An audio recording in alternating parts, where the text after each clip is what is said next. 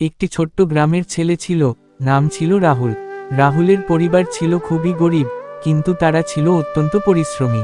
তার বাবা একটি ছোট্ট খামারে কাজ করতেন, আর মা ছিলেন গৃহকর্মী। রাহুল পড়াশোনায় খুবই ভালো ছিল, তবে তার গ্রামে পড়াশোনার সুযোগ খুবই কম ছিল। কিন্তু সে কখনো হাল ছাড়েনি। একদিন গ্রামে একটি বড় পরীক্ষার ঘোষণা করা হলো।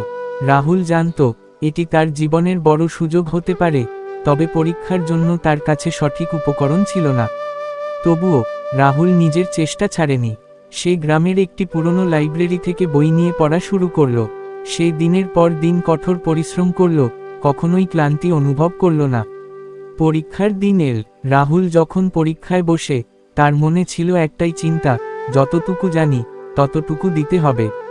পরীক্ষার শেষে রাহুল ভালো ফলাফল করল এবং গ্রামে সবাই তার সাধনা দেখে অবাক হল।